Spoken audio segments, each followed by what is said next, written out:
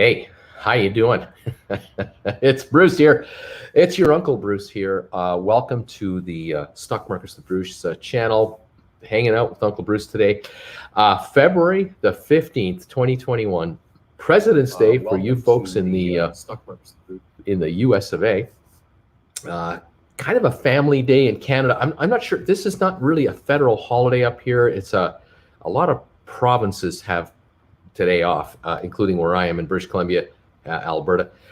So we're kind of on a long weekend as well, like all of America is. And of course, I got my sound on everywhere. I got to make sure I turn it off so I only see what I'm saying. I can hear myself. Anyway, welcome to this live show today. I thought, why not hang out with you guys for a little bit, say hi, compare some notes, talk about what's been going on, what could be happening, answer questions you might have about the markets in plain English. I'm not going to be on the air tomorrow, Wednesday or Thursday. I'm going to be in Calgary and taking care of some family matters. And so can't be on the air with you for the next 3 days live. Friday, yes, I'm back. So I thought, why not go on today, catch up with you a little bit.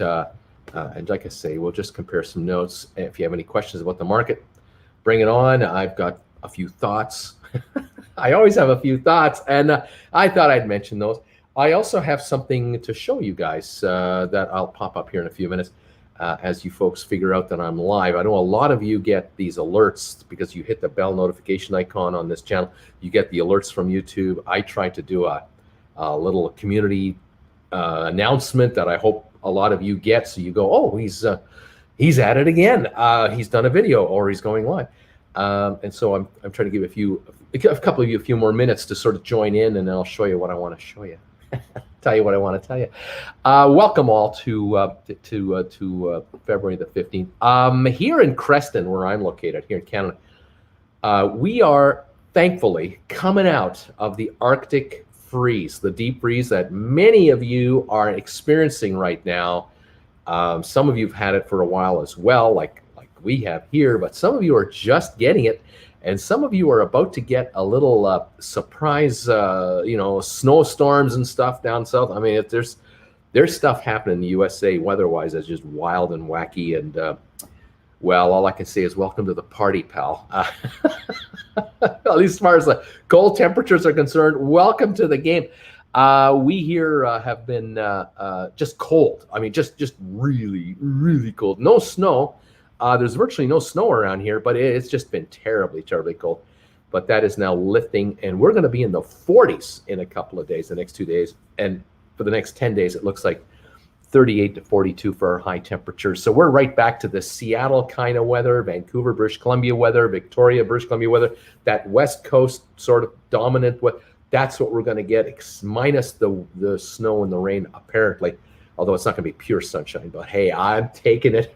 My furnace will go, okay, I don't have to be on all the time. So we're going to take that. What else am I going to say to you guys?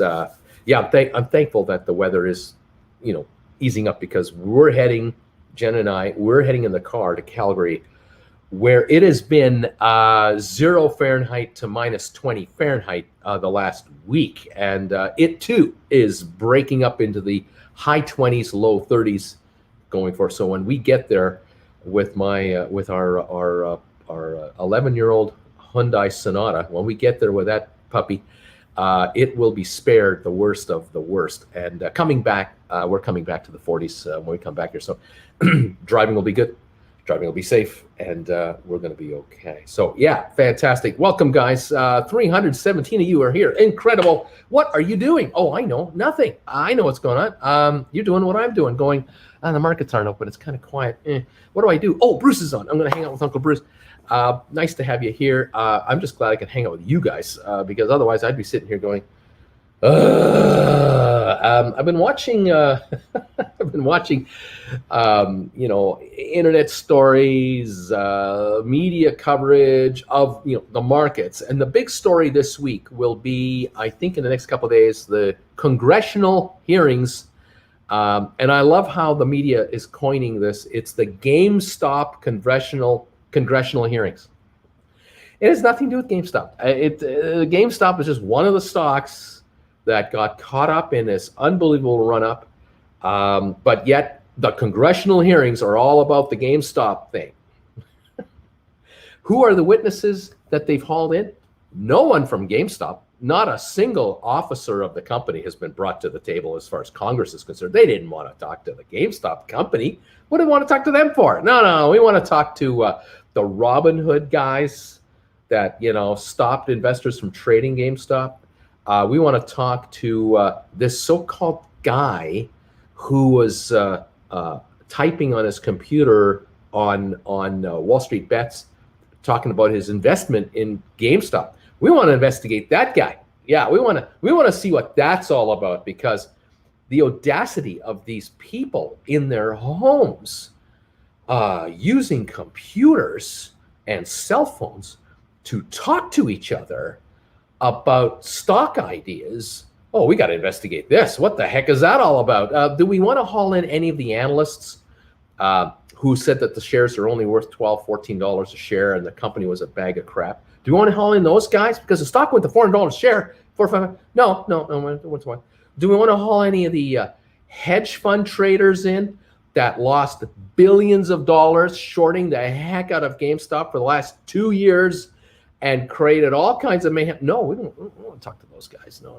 We'll just talk to we'll talk to the, how about the SEC? Like, why don't we haul in all the heads of the SEC and get to the bottom of no. Oh, I know. Why don't we haul in all of the DTCC people, the guys at the clearinghouses? Those are the ones who created margin requirements for the Robinhoods and the Fidelities and the E-Trades and all the other guys that made it almost impossible for them to allow their customers to buy stock. Why don't we haul those guys in? Because isn't that market manipulation right there? No, we're not gonna. No, we're not gonna haul in those guys. No. We're gonna haul in this guy who sat in front of a computer and was telling people, anyone who would want to listen to this guy, that I'm buying GameStop and I like the GameStop story. I'm going to buy call options. I'm going to buy shares because this thing is over shorted like you cannot believe. There's no stock anywhere near as shorted as this thing is at 140% of the free floating stock. This is a time bomb that at any time will go. And it did. It actually did. We want to talk to that guy because that guy, he could be the problem with the stock market today. These small retail investors who are stuck at home, who are buying one share of GameStop, 5 shares, $200 worth of stock on the open market, $300 accounts. These are the troublemakers. We've got to get to the bottom of these guys and find out what the heck their problem is, because, here at Congress, we have been priding ourselves in sending out $600 stimulus checks to cover all your bills and all your woes, while at the same time telling you to stay home, don't travel, don't go to the office, mom and pop stores, you're not essential, you must stay closed. That's the deal. But how dare you people sit at home and come up with ways to try to make money? I mean, can't you just wait for the government to send it to you? We're trying to get you another $1,400. That'll take care of a whole year's worth of bills you're sitting on. I mean, come on. I mean, what world are you people in out there? Listen to us here at the Congress, because here we know what we're doing. We're the masters of perfection. We are totally in reality. Just because a whole bunch of people stormed the building the other day, 5 police officers are dead. We've passed that. We've moved past that.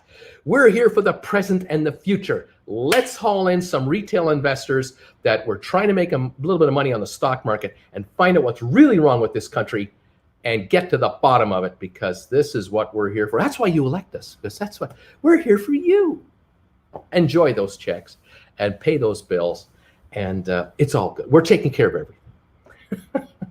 That's the perception I get from Canada. I mean, I'm up here in Canada looking down there going, what the hell are those Americans up to? I can't believe it. It's wild and wacky. And our friends in Europe are going, what? Okay. The most powerful country in the world. Democracy is what it's all about, baby. Okay, free to be stupid, I guess. Free to be controversial. Free to be whatever. God, I love my American friends, so I really feel for them because I know they do not support this kind of stuff. They kind of like it, when it's all in order and it's, what the rules are, and the rules are the same for everybody. And when it comes to like the stock market and America, you should be allowed to buy what you want, sell what you want. As long as you got the money to pay for your position, you should be all right. But to make up rules that say, just because you have cash doesn't mean you can buy this stock. No, we have new rules now. We're gonna take the monopoly board, okay, which you're winning on right now. I know you got a pile of money and you're doing well on it. We're gonna turn it over upside down, and we're gonna change the rules of the game. The only people that we're gonna allow to trade stocks like GameStop, AMC, Bed Bath & Beyond, list them all, are the big accounts that have these billions of dollars that they've amassed, and we'll let them trade. You little guys, you're the troublemakers. We can't. You got to get out of our way. I mean, you're interfering with the free flow of capital between one big account and another, and you guys in the middle are taking too much of the action. We can't have that. We just no. We're going to raise the table stakes. We're going to change the rules, and we're going to deny entry to certain kinds of people. And hey, it's the new America. Get used to it. It's the new America. Well, here we are. And of course, it's the same for Canadians and Aussies and Kiwis and Europeans. No one could play certain stocks for a week. And gosh darn it, wouldn't you know it? When you don't let people buy stock, you know what happens to the price of stock when you don't let people buy it? Only let them sell it? I'm giving you a minute to think about this. It's like Laura Richmond on Saturday Night Live. I'm going to give you a topic. Talk amongst yourselves. Here's your topic. What happens to stocks if you don't let people buy the stocks? Discuss. I'm a little verklempt right now. Okay, I'm better. I'm okay now. I'm on better now. Okay. They go down. Shares go down when you don't let people buy. Hello, Biff. Hello. Unbelievable. Let's have a congressional hearing and get to the bottom of this. And let's start with that guy who told all the world that as a retail investor, he's buying shares in something called GameStop. The audacity of these people to try to make money on the side when you could just stay at home and get government money for doing nothing, and you can apply for unemployment benefits, and you can run up your credit limit, and you can cash in your IRA, and you could sell your car. I mean, there's all kinds of ways for you people to pay your bills. You don't have to go out there and try to buy stock in the most heavily shorted stock in the world. How dare you think about stuff like that? Where do you guys come up with these ideas? I mean, how do you figure this stuff out? Because we don't make the hedge funds tell anybody that they're short. We don't make any insiders or any 13F filings mandatory from the SEC that says this fund is short 1 million shares of GameStop. We don't make them do that. This is all under the table. It's all hush hush. You have to disclose if you own stock. But you don't have to disclose if you're short stock. How did you people figure this out? Because we didn't make them tell anybody. And yet there's still some people at home talking on this WallStreetBets thing, figuring out there's all kinds of shorters on this stuff. They're overexposed on the short position. Oh my God, the company itself, GameStop, used $175 million of their own money that they should have been putting into their business to buy back their own stock for 2 years. From 2018 and 19, they bought back 34 million shares of their own stock at an average of $5.16 a share to take 35 million shares out of existence. They bought them back as a company and canceled their certificates. They went from 105 million shares outstanding to 70 million shares outstanding. And there were still 70 million shares short, and only 50 million can trade. How did these small people figure that out? This has got to be investigated right now. This is an insurrection against the country. This is an insurrection against our financial system. This is an assault on Wall Street that just can't stand. And we better put a kibosh to this kind of activity, because this could ruin everything. I mean, there are private jets on the line here. There are private yachts on the line here. There are some really nice Miami houses on the line here, and other nice jurisdictions. There are some serious country club benefits. We cannot have this happen in our beautiful country where those of us who've got it are going to try to keep it and not allow in new joiners. I mean, we're not going to do that. Or am I ranting? Am I going off on a rant? Just kind of wonder how this Congress thing is going to go, because if you folks out there actually think that these Congress people know anything about how the market works, you got another thing coming. You're about to be edumacated. Those of you who've been watching me for 2 weeks, 3 weeks, doing what I do, you know more about the market now, just listening to this old guy, than they will ever know about the stock market, because those folks on that committee and all their other, they're experts at getting elected. They're absolute geniuses in trying to form public opinion and, not SPAC, but political action committees, PACs, to get reelected every 2 years. Every 2 years, these guys have to be reelected. Every 104 weeks, they must be reelected by their constituents. They're pros at that. Are they pros in how the stock market works? Have they got any inkling on the clearing system of the stock exchange? Do they have any idea what a settlement date is? Do they have any idea how you even short a stock? Do they know anything about how you cover a short sale? Do they know anything about options trade? Absolutely no. And their handlers, their advisors, they know a bit, and they've gone to others to know. Yeah, but try to educate a 65, 70-year-old congressperson who every 104 weeks has to get reelected, the intricacies of the stock market, and then have them ask really detailed questions of the witnesses who, forget the guy who's day trading. You want to talk to these Robinhood guys, and you want to try to out hoodwink a Robinhood founder about the market. This guy is going to use words that these Congress people are going to go, huh? What is that? What does that mean? They are so out to lunch. I already know how the thing is going to go. But they're going to try to score brownie points with speeches. They're going to try to use their 5 minutes of their time with a 2-minute, how this could be blah blah blah fixed and everything else and yada yada. And then they're going to try to ask questions will make no sense. They will come off as grade 2 questions.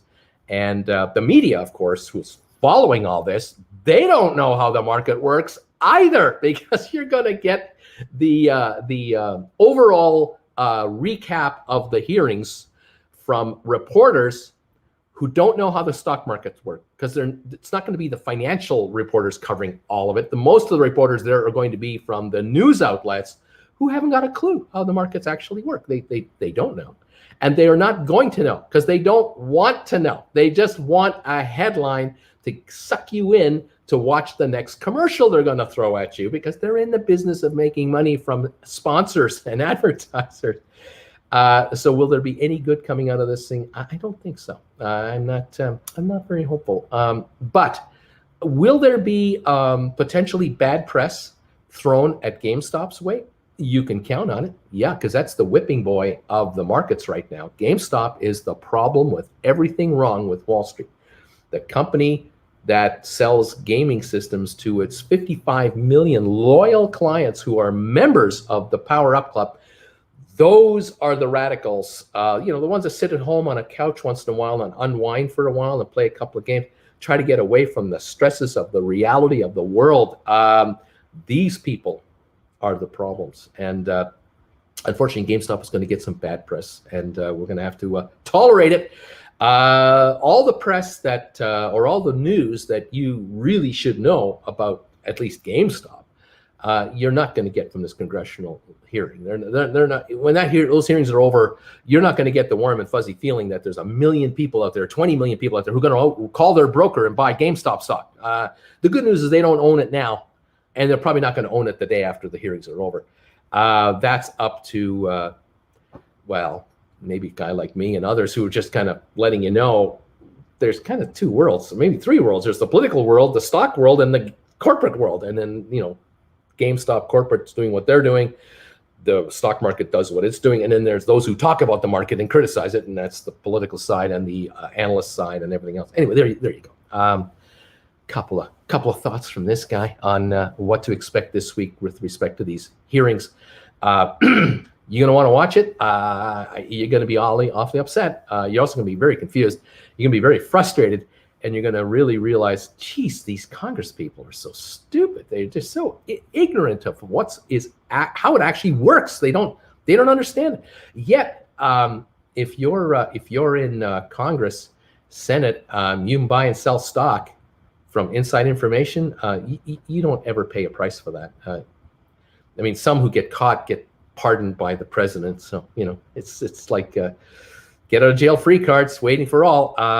Yeah, it's very disturbing. It's not fun. Anyway, welcome to the show. Nice to see you here. Thank you for joining Uncle Bruce today. Ralag was early. So was Usman X. Thanks. We're here early forever. GameStop to the moon. Just kidding. I ain't no bag holder. Someone said it's 35 below. These comments are going to disappear on me very quickly. So I just thought I'd come by and say hi. Leonard, how you doing? BOTY to the moon, I guess. Okay. Ship was a winner last week. Ballard was a loser. TDS, best stock purchase you can make. Everyone's promoting their stuff. Welcome all, and nice to have you here. Got a donation. Thank you. Love that too. What can I say? AB, thank you for your donation to my channel. If they decide to make everyone take SEC training to trade, they might not like the outcome. Some people might do it and know how bad exactly Wall Street has been ripping people off. Yeah, I mean, knowledge to the average man, knowledge to the man on the street might not be a good thing for Wall Street, because if more people figure out just how this thing is run, they might go, wait a minute, these houses get to make the rules and they control who can buy and sell and what the rules are to buy and sell. And I, as a retail investor, have no rights, and I could be shut down at any time because they want to. Where are my rights? Who represents me? Nobody. Just a hello. No one represents the retail investor. Yes, dear Elizabeth Warren might stand up and say the average American on the street should be protected, but none of the banks are going to support her. None of the brokerage firms are going to support her. None of the exchanges are going to support her. No one at the SEC is jumping up going, Elizabeth is right. We got to protect. No. So that's your lone voice. No Republican anywhere. Any Republican anywhere will support the average retail investor, because they don't donate to their political campaigns like the banks and brokerage firms do. I mean, come on. Who do you think is running the show? You want to get reelected in the Senate? What do you need, a $5 million budget to get reelected? $20 million budget, $50 million, are 25 million retail investors each going to send $100 to a senator to get them elected? I don't think so. I don't see that happen. So it's kind of a stacked deck here. It's a little bit difficult. Anyway, there you have it. It's just Bruce ranting off here and going on. I wanted to show you something that came in the mail the other day. Thank you for being here. I wanted to thank you, all of you who are sending me stuff like this. Let me just get this just right. I'm getting these cards and letters sent to P.O. Box 941 Creston, whether you're sending it to me or to sending it to Traveling with Bruce or Stock Markets with Bruce. Thank you for these. P.O. Box 941. I'm getting cards in the mail and letters. Someone sent me a gift card in the mail the other day. Thank you. One of these got sent to me from a fellow Canadian, a Timmy Hortons gift card. Thank you very much. Costco gift cards. I love getting those. Oh, Jen and I love getting Costco gift cards. Some of you are stuffing checks in these things. Some of you are shoving bills in here. I mean, and just hi, how are you? And thank you for doing what you're doing and reaching out. And thank you. We get these a lot, but something else came in the mail the other day. This big box came in the mail. Right here, and where is this? Here's the logo on it right here. Redbubble box arrived in the mail. Let me show you. Let me see what's in it. There's 3 in here now. I've already taken one out. Let me show you what we got. First of all, we have ourselves one of these guys right here, Stock Markets with Bruce coffee mugs. This is the Plain Jane logo that I just generated the other day. It has arrived. Fantastic. Let me take a look here at this other one. Oh yeah, I ordered in 4 mugs for myself, because if you order 4, you get a bigger discount. If you order just 1 mug, you pay the full retail price. But if you order 4, you get a I don't know, is it 20% off or something like that? So I got this guy. I got this big mug right here, the Traveling with Bruce Anchor mug. I got one of those in here today. That's this one right here, the TWB Anchor mug. So I got that. I now have that in white, and I now have it in a black design. So I'm happy about that. And then I received in another one here. Let's see. Oh yeah, I got another mug right here. Let's take a look at this one. Fantastic. It's like Christmas. Oh yes, Traveling with Bruce. The kind of the National Geographic cover kind of Traveling with Bruce logo. I have 35 different logos for Traveling with Bruce. I mean, it's just unbelievable. So we've got a new mug there. And then this one came in. Oh yes. Here we go. I'll just get right out of the wrapping. GameStop with Uncle Bruce. Fantastic. I made this myself on my software here with YouTube, TubeBuddy. I just put this together trying to see if it would work, and I made that logo. I made this logo, and a whole bunch of you have ordered these things, and I appreciate that very much. If you order anything through my Redbubble store, the link is usually up here maybe, or in the About section down here. Everything's backward. You go to the Redbubble store, and all the logos for both my channels are there. I'll be adding more logos for Stock Markets with Bruce. I promise you, there will be t-shirts eventually. That's coming.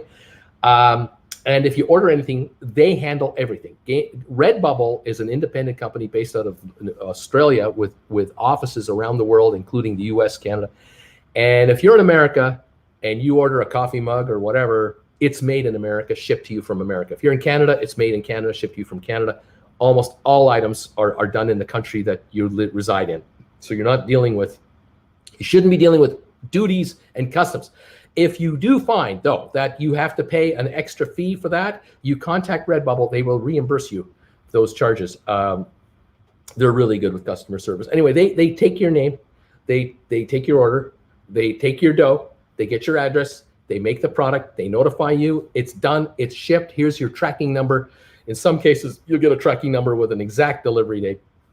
Other cases, you'll get an option. So you want to take the regular shipping or the expedited shipping, you can decide for yourself. I just say take the regular shipping, don't pay extra, just wait a couple extra days. It'll arrive. If it arrives wrong, broken, the wrong product, they will take care of you. Redbubble will take it. You just have to contact them. You can do it online, and they'll make it work. They have been my supplier of merchandise now for 2.5 years, at least, maybe 3 now. I think I created the Redbubble account 6 months after I started traveling with Bruce, TWB. And we've been adding logos and logos and logos to the mix, and they do a great job. I get a lot of happy people who send me photos of their stuff. And speaking of photos, if you would like to hang out with Stock Markets with Bruce more often than just this show, you can now become a member of the Stock Markets with Bruce Facebook group page. Go to Facebook, enter Stock Markets with Bruce. You will find my channel. You should find it, and you can ask to join the channel. We already have 85 members in just 2 days, and I haven't even promoted it yet. Fantastic. And there you can post photos of getting any swag you ordered from me, or a chart that you want the world to know about a stock, or whatever you want to talk about. That's a great place for us to compare notes about what's happening between live shows and everything else. And so please think about becoming a member of the Stock Markets with Bruce Facebook group page. Join Uncle Bruce there and the followers of this channel. Absolutely fantastic. I will be simulcasting these live shows on this channel, Stock Markets with Bruce, and on the Facebook group page, Stock Markets with Bruce as well. So you can catch the live shows on both. Of course, on the TWB site, Traveling with Bruce, when I go live there, I simulcast on the Traveling with Bruce Facebook group page, which a number of you have also joined. So welcome aboard, and thank you for your support and your following of this channel. I absolutely love it. Thank you, all of you who've been making donations through super chats. It'll come to me. PayPal donations that you're making to me, thank you all. The donations have been very handy. All right, there you are. GameStop with Uncle Bruce. We are trying to cover a lot of things here. What's behind the CCIB spike? I have the stock, but the spike may cause me to sell for a profit. Need to know what's behind it to know whether or not to sell. Yeah, I haven't been following the details of this thing. This is, I think, Churchill. I think I took a peek at it a week or so ago, and I was worried about the run up in the market. I'm not sure if they've concluded their merger or not.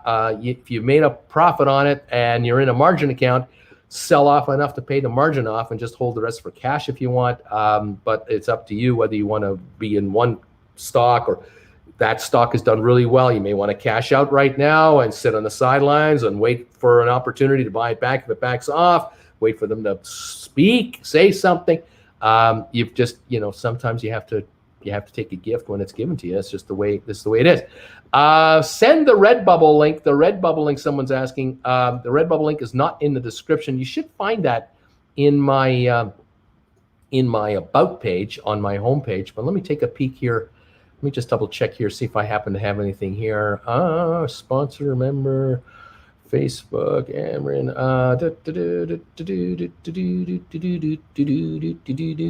PayPal. I don't even show it here.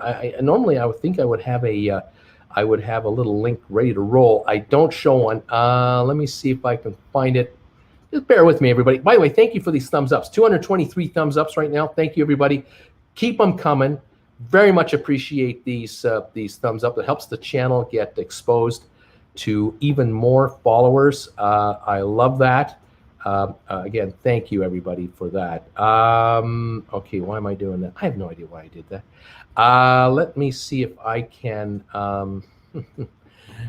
figure this out. Sorry, on the fly. Just bear with me, folks. You'll find the Redbubble link in the about section of my channel, Traveling with Bruce. And I will endeavor to add it to my description down below in these videos, okay? Thank you for these thumbs up. They're coming in here, 254. Thank you guys for hitting those thumbs up buttons. I appreciate it. All right, come on back over here to the comment section with my peeps. Anything you want to know, I'll do the best I can answering questions. What do you have an opinion on the Virgin Group VGAC? I've heard 23andMe is overvalued. Currently, I wonder what your take may be. I like this deal. I like the 23andMe VGAC merger that's going to happen. The VGAC is a SPAC. The shares popped from about $14 to $18 immediately upon the announcement that there was going to be this merger. Then over the last few days, it's come back down, which is great because I've been saying to my viewers, if you grab this stuff on this merger, I like the deal. Wait for the stock to come back again. It'll probably calm down, and it did. It's calmed down into the 14 range. So tomorrow, if it's under 15 a share, or under 15.50 somewhere down here, that's a good place to move in. What I like about this deal is when the merger is completed, will take a couple months yet. It'll trade as 23andMe. ME will be the symbol, so that if you buy the stock now, it's VGAC. Your stock will turn into ME, 23andMe. The two will be together. The combined company will now have $950 million cash on day one of listing, which is a nice little chunk of change, allowing 23andMe to really diversify and aggressively move forward with projects and deals that they have lined up. I think 23andMe have got deals in their back pocket that they want to release that they will sign and close as soon as they are merged. They can't announce anything right now. They're in a quiet period because of all the paperwork being done and all the SEC filings and New York Stock Exchange filings, all the red tape. The lawyers are all over this thing.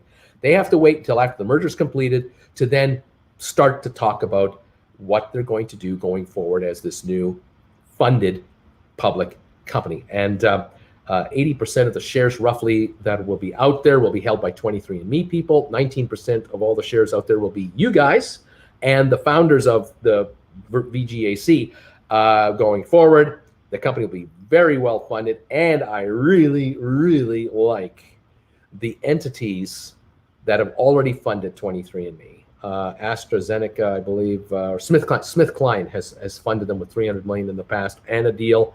Google has put money in already in the past. A number of other hedge funds have invested. And I also like the fact that the 19% shareholders, Richard Branson and his people are the 19% shareholders. You want a stock promoter? How about Richard Branson as your promoter? There's a guy who can get press at a drop of a hat. He's putting in $25 million of his own money to buy more stock on this deal, as is the founder of 23andMe. She's putting in $25 million of her own money to buy stock on this merger. And that's why I keep urging you, if you see it down in this 14 range or lower, buy it there. You didn't have to chase it right away. Just get in here, get your stock, put it over here, and relax. Once it's merged, then they will talk, and they have a lot to talk about, and they have many ways to expose what they're going to be doing going forward, including the Richard Branson family of unbelievable promotion, which is global, not just American promotion, UK, Europe, Australia. The promotion is going to be massive. I don't think there'll be enough stock to go around for the interest that will come into this stock.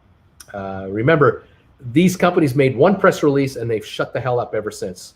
And this story is just not getting the big worldwide press because it can't. It just can't get it right now. They have to do their due diligence work and their auditing work and their merger work. The lawyers are running the show right now, as are the auditors and all the SEC people. So let them do it. Let them get it done. Once it's listed as ME, watch out. And don't come crying to me in 3 months or 5 months or 6 months and go, oh, I should have listened to you. You were right, and I was trying to wait for the right moment. There's no right moment. You see the stock backing off from 18, and you pick your price, and you then say to yourself, all right, that's it. I'm buying it, and I'm going to shut the hell up about it. I'm going to put it away, and I don't care what happens if the stock goes up or down 50 cents in the day. I don't care anymore. I'm in, and I'm in, and that's that. Now, let's see what gives after it's done. Give it a few months, and then I'll blame Bruce or not. There you go. I like the deal. I just like the deal. I like the players. I like the people behind it, and I like how many billions, and I mean billions, are on the sidelines, I think, waiting to get involved. Yeah, I think there's a bunch of stuff coming. So let's see what happens. Let's see what happens. Anyway, there you go. There you go. Here, Antoinette, I hope it goes to 75 a share. I'm holding 100 shares. I need the money. There you go. I sure hope you will do as well as that. I am not saying it will, but I don't think it's going back to $10 a share where they came from as a SPAC. I don't think so. I don't think this is going to be trading at $5 a share down the road either. A company this well funded with as much cash as they're starting with, and I think billions more waiting to come in to subsequent arrangements they're making, deals they're going to make. I don't think so. So this is your chance to get in to a deal that is, if this was an IPO, okay, if they made 4 or 5 private placement arrangements without a SPAC, if they were a private company and they made 4 or 5 arrangements, deals at 10, 15, and $20 a share, and then went to the brokerage community on Wall Street to say, we want to do an IPO, and we know it's going to take 6 months to a year to get it all done, but we'd like to do that. The bankers on Wall Street are going to go, well, for us to get in, we're going to need to raise you guys $500 million, maybe $800 million or $1 billion. And what we want is we want to do the deal at such a price that the stock will pop right off the get-go. So we'll approach our hedge funds and pension funds and mutual fund clients, our top guys, the people we protect against retail investors like you who try to buy GameStop. We'll go to those guys and we'll offer them stock into this company at 15 and 20 and 25. We'll do some private placement work. Then we'll do the IPO at 30, 35. We'll hype the deal up. We'll do these online road shows that used to be done in person. And by the time you do your IPO, you'll go public at $43 a share. Does this sound familiar, my chance? $43 a share, and the opening trade will be 78, and that's where the retail investors can come in. You know those GameStop people who had the audacity to buy GameStop at 5, 10, 20, 40, 60, 80, it went to 400? Those people, we'll let them in at 73. And then all of us and all of you guys can already start feeding the shares to these guys these late Johnny-come-latelys, and let it go up to 75, 85, 95. Just sell your position, and you've made 4, 5 to 8, 10 times your money. Beautiful deal, and the company's funded with $800 million, $900 million. Well, it's funded now with $950 million, and you can get in at 14 or so when it opens tomorrow, roughly. Why would you want to pay $50, $60 for this stock a year from now, after they make 4 or 5 more deals, when you can get it now? And you can get it now through VGAC. I don't understand how analysts on CNBC, I keep pointing my TV over here, these CNBC guys and others are saying, oh, SPACs, oh, wow, there's going to be a wave of disappointment from investors who invest in SPACs. And I'm going, why? Why would there be waves of disappointment? I'm not paying $65 a share for a SPAC that's going to go back to 15, 20, 30 bucks. I'm paying $14 to get into a SPAC that went public at 10. Admittedly, I couldn't get it at 10, but it's at 14, and I know the deal they're getting into. I know the people behind the deal. I can do my SEC filing investigation and find out who is raising money for those guys that are coming into the SPAC at 14. I now know the whole picture of when it lists, and I now can see why the people who created the SPAC want this merger. They're licking their chops at the fact that we created a company with 0 assets. We raised $300, $400, $500 million in cash for it. And now we're bringing in a multi-billion-dollar entity into this company. And then we've got the Wall Street guys saying, we'll throw you another $300, $400 million cash on top of what you got. We'll help you raise another bunch of money. And we got a $950 million capitalized company with 5 years, 8 years of life behind it and some experience, mistakes and wins and all that. And we're moving forward from here, heavily funded with a whole bunch of Wall Street money waiting to pour more into it. We've got our connections. We've got our ways to expose the story. I'm thinking to myself, why wouldn't I pay $14 for a deal that I see like that? Why would I want to buy a post-IPO stock that's trading at 75, 80 bucks a share that 6 months ago was worth 15, 20 bucks a share? I want it in there. That's where I want. Well, that's what I'm doing here. That's what I'm suggesting you do with Virgin Group Acquisition Corp. Buy it here. You're getting the pre-IPO deal. Now, will it go to $75 in the first week of trading? I don't think so. Would it be nice? Yeah, sure, it would be. It would be great. But would I be satisfied if the shares were to trade at 22 to 24 bucks a share in the first month? After the merger is done and it's called 23andMe, I'd be a very happy guy. It's not like I'm selling. I'm just happy. Would I be happier if it keeps going higher from there and 2 or 3 months down the road, they've made a few other deals and they're trading at the 30, 35 range? I'd be very happy. Got in at 14. You got in at 14 and you're now sitting on a $35 stock. I'm very happy. I think you should be happy. Can you retire on a buy of 100 shares for $1,400 and it goes to $35 a share? It's now worth $3,500. No, you cannot retire on that deal. But what you can do, if it's starting to trade at 30, 35, you can now start writing options. You can start writing $40 contracts, $45 contracts to give someone else the opportunity to take them off your hands at 40 bucks a share for, say, a month. And they might hand you $4 a share and as a premium. So that's $4 against the 14 you paid. You're now into your stock for 10, and you're offering someone to take it off your hands for 40 bucks a share for 3 weeks. And they don't, because the shares don't go over 40 bucks. Let's suppose those contracts expire worthless. You keep the $4 and you write a new contract.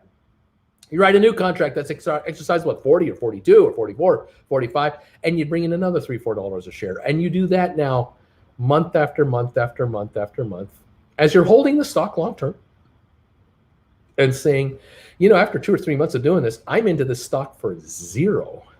Can I retire on 100 shares that are worth $40 a share that I paid $0 for? No, it's only worth $4,000. But you're making money, baby, and you're making money in your account at the level you're investing in. You own 1,000 shares at $14. You got that kind of cash to throw at it. That's another kind of investor. It's more than 1,400. It's 14,000. You'll write 10 contracts at a time down the road if that's what you're going to do. It's all relative, folks. There are hedge funds buying this stuff. There are larger entities who are picking this up now because they see, okay, there's a merger coming, and yeah, we like the people behind the company that's taking it over. We like the people who are in the SPAC. We certainly know this is not going to be a quiet little listing. It's not like going to be a secret little New York Stock Exchange listing that nobody knows about. That's not going to happen. Richard Branson is not one of these kinds of guys. He's not one of these, don't tell anybody about my space program, and don't tell anybody about my airlines. And, I like to keep a low profile. It's not Richard Branson, okay? No. I like getting into deals where the front man is out there. Yes, you do all the work. Oh, and he put $25 million of his own money into this merged company. Yes, I want him to do that. I like it when I hear insiders putting their personal cash on the table to get involved in the newly created merged company. There's a reason they're doing it. I don't think they're stupid. I think they're very calculating and very, they're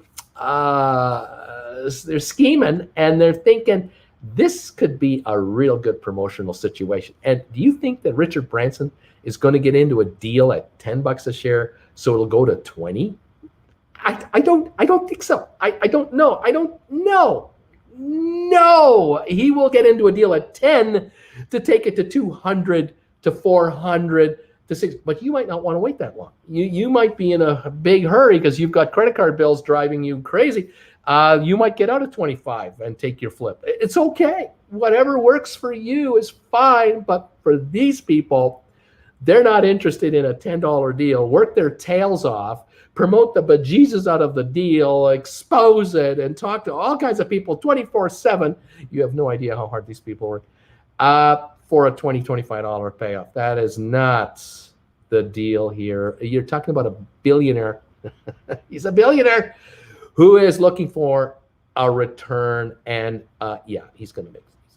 Yeah, I like the odds of this deal. That's what you're betting on. When you're buying a stock, you're asking yourself, what's in it for the people that are running this thing and subjecting themselves to constant bombardment from every media outlet in the world that are against them, perhaps, or people on the vlogs and on YouTube, and there are supporters and there are haters.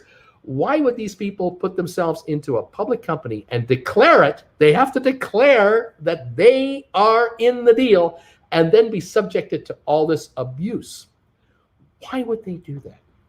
Because they want that? No, because they're sitting back going, you go ahead. You just slam me all you want and tell me how stupid I am and how bad the company is and the rumors you're hearing about how the company is on the rocks, and just watch this. And even when it's a success, there will still be doubters going, yeah, but it went up, but it's all fabricated. It's all fake. It's all pretend. Okay, good. You feel that way while I pick up my new Bentley, okay, or my new Tesla Plaid. You guys slam the stock and slam the company, and the shares of $300 a share, $400 a share, $500 a share. Slam it as a fraud while I move into my new home in Barbados, or pick up my new cigarette speedboat $4 million toy in the Bahamas. Go ahead, you just keep slamming it. I hear you. It's a little noisy with the waves, at the beach here at my beach house, but I hear you. But that's why they do it. Have you ever figured out that the penthouses in New York and Manhattan, those huge 5,000, 10,000 square foot mega places in Manhattan, you know who owns those? Successful people. Very few are completely unknown to the world. They're successful people, and they put themselves out there, and they take it. They get it, and they're just going, go ahead, scream all you want. I'm busy working here. I'm busy building wealth here. I'm busy getting richer here. Okay, so I have a butler who will take your message. All right, don't worry about it. Garrett, DraftKings went public through a SPAC. Yeah, not a bad deal. Almost a year later. Yeah, that's right. DraftKings has made a bazillion announcements since they merged with the SPAC, and they've they've done rather well for anyone involved from early days on. Absolutely. The thing about a public company is once it's a public company, the world can follow what it does. And if you are running a public company in the right way, you are taking advantage of the vehicle of the public company to expose the future of this corporation and where it's headed. And you can try to sell that future. And that's what people are buying. They're buying the potential future. And welcome to the public markets. Thank you, Garrett, for that donation. Yeah. What would happen if the merger didn't happen? They'll find another deal. They're sitting on $500 million in cash. Hello? There's $500 million. There are private companies, there are probably 50 private companies that made a pitch to these guys. Take us over. Take us over. Absorb us. We're doing this. We're doing that. We're doing that. They've got their top 5 that they wanted. They probably whittled it down from 50 to 10 to 5 to 3 to 2, and then they decided. There's no shortage of entities that want to go public and get their hands on $500 million, $900 million, $2 billion of funding to take their company to another level. There are tons of them out there. SPACs, there are lots, but there aren't enough yet. These analysts, again, over here at the television set, don't be fooled by these analysts who are saying, oh, there's just a ton of SPACs. Oh, the market is drowning in SPACs. And, investors are just going to have the heartbreak. They're going to have heartbreak. And I'm thinking, really? I don't think so. I think there are 10,000 private companies that are worth anywhere from $500 million to $20 billion that would love to go public under the right circumstances or would be approachable under the right circumstances. And the SPACs, there are hundreds of SPACs now, hundreds. That's it, hundreds. The ratio is, 100 to 1, tons. And the more money you raise as a SPAC, the more power you have to cut the right deal. And you just, you get approached. You've got bankers working and calling you going, hi, I'm an investment banker here with Citibank in New York or whatever I'm with. And one of my clients is XYZ Corporation out of Philadelphia or Baltimore or Miami or Houston or whatever. And we've lent those guys, $50 million. We have a line of credit with those guys. They're solid. They're making nothing but money. They're importing, they're exporting, they're manufacturing, they're doing it. We were suggesting to them that there are other companies out there that they could acquire, and they could acquire a company out of Seattle, and a company out of Los Angeles, another company out of Dallas, and then have 4 or 5 of them become one big entity. They could really do something. But as a private company and these other private companies, it's kind of hard to work it out. Why don't you guys as a SPAC take over this company, merge with this company, and throw them, what they need, 500 million, $1 billion, whatever. We'll talk to our, investors. We'll talk to our pension fund clients, our mutual fund clients. This is all being done at a very high level, and the plan is over 5 years that the first step, merge the SPAC with the company, fund it, and then the second step is about a month later, announce an acquisition. And the acquisition is the acquisition of a company out of Dallas. And it's a stock deal. It's just stock because that is a currency now. That we don't have to issue cash. It's a currency. The Dallas people would love to be public as well, but they don't want to do it through their own method. But they can join an existing public company by just being taken over. And they'll take stock in the public company. There'll be restrictions on trading, of course, but that doesn't matter. These folks are in for the long haul. And 2 months, 3 months later, we're just acquiring a company out of Seattle. And then 4 or 5 months later, we're accompanying a company out of Los Angeles. And some are, medium-sized, smaller size.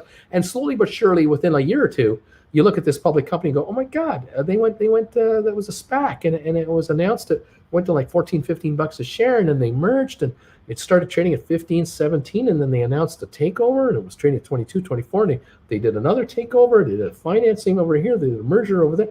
This thing is 5 times larger than when it went public. It's a company that's capitalized at $18 billion. How did that happen? Well, it happens. And the big picture has already been drawn, but it can't be released to the public.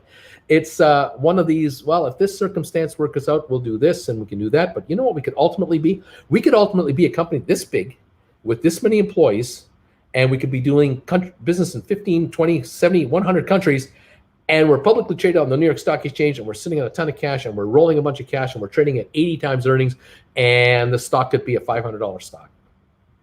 That's the big picture. That's why billionaires do this. This is why entrepreneurs do this.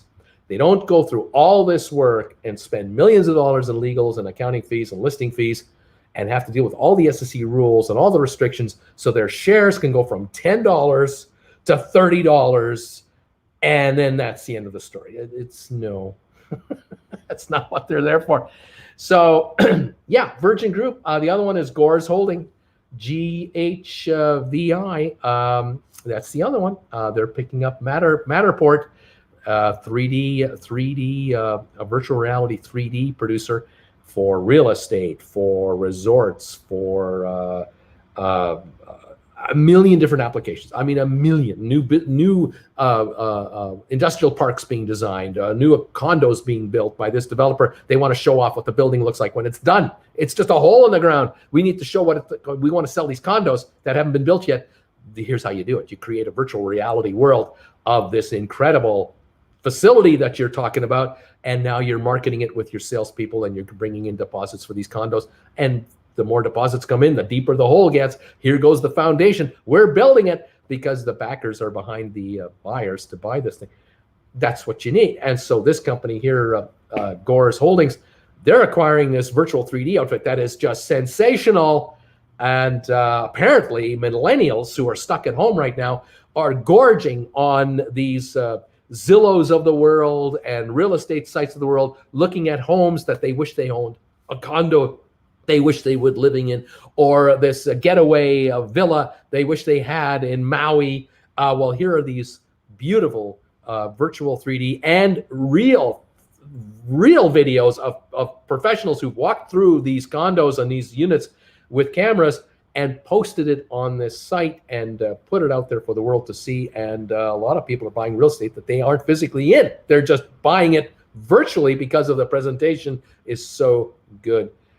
This is a whole new world. And Gores Holdings, very well funded, structured deal here. Also, I like it. I'm kind of hoping the stock will come down in price so you can get it at a decent deal.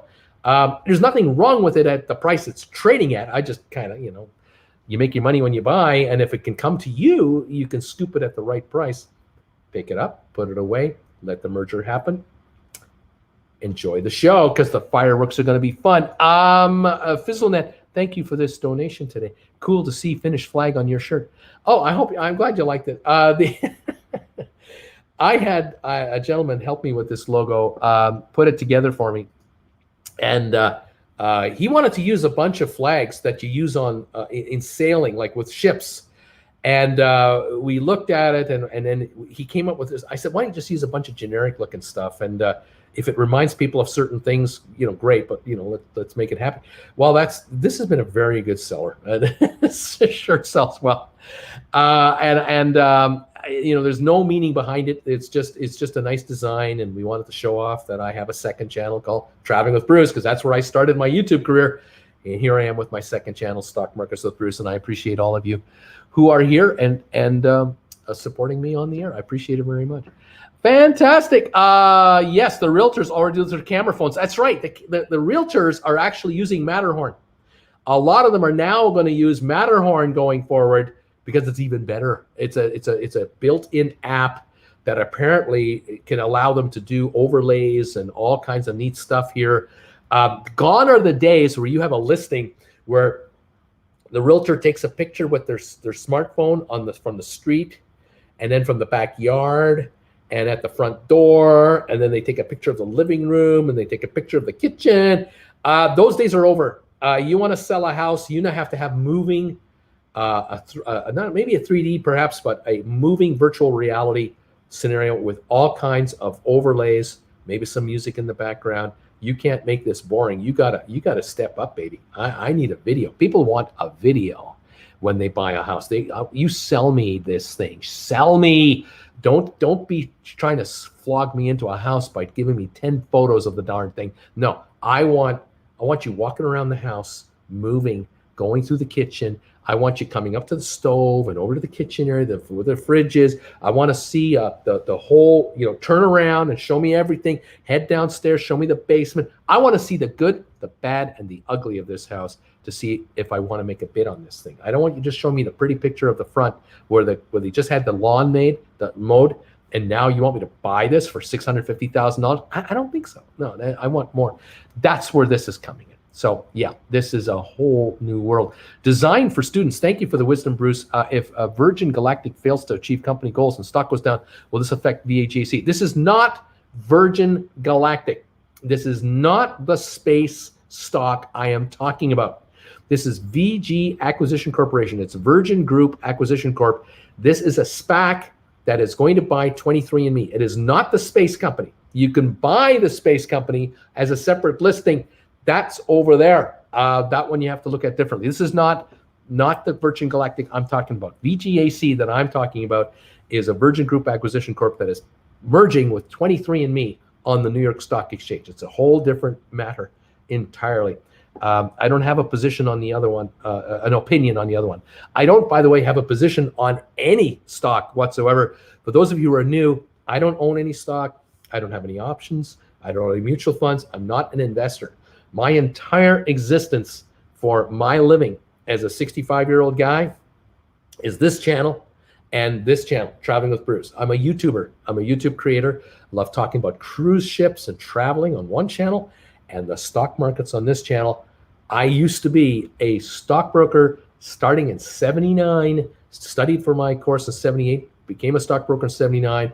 I was a desk trader, a branch manager, a senior VP for a brokerage firm. I was a partner in a brokerage house. I ended up taking a company public on my own with a partner of mine way back when in Canada. I've also lived in the Cayman Islands as an offshore asset manager. I have worn all kinds of hats in this securities business, but I'm now just throwing you the knowledge that I've gained over 40 odd years with what's happening today and trying to break it down into plain English. I'm trying to avoid the trap that so many other presenters get involved in, where they want to sound cool and hip and with it, and they talk about these markets in a lingo that makes no sense to most people, because they don't realize, or they do realize, they only want to talk to other market professionals.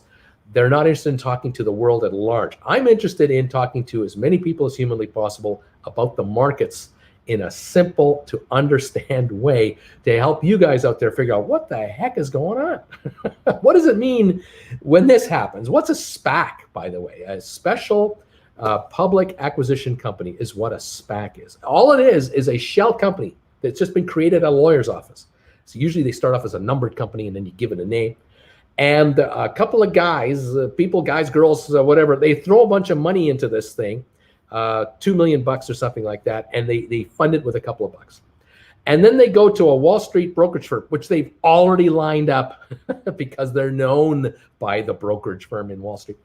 And they say, we want to take this SPAC, this shell company that's only got a couple of $1 million in it.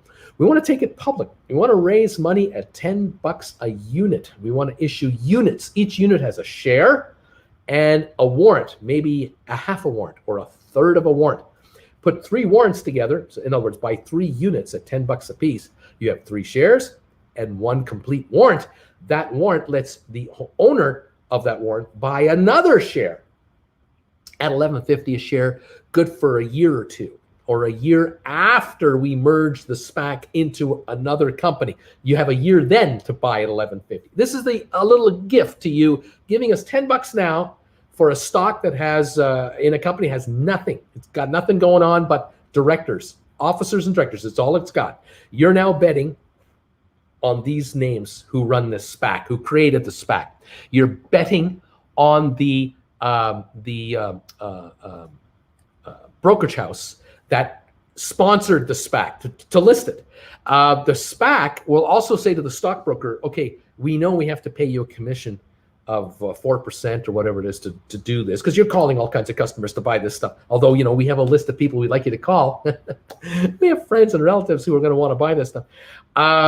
but you're going to call your clients and you're going to get a commission. But what we'll do is we'll give you a broker option. You can buy more of these units from us, 5% more.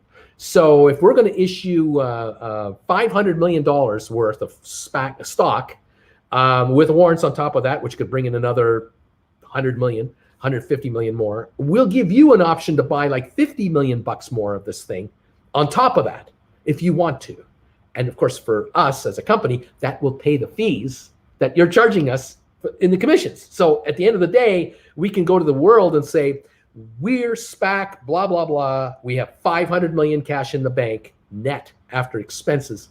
And all that money is going to a trust account that will draw interest from US Treasury notes at 1%. No interest is coming in here, something.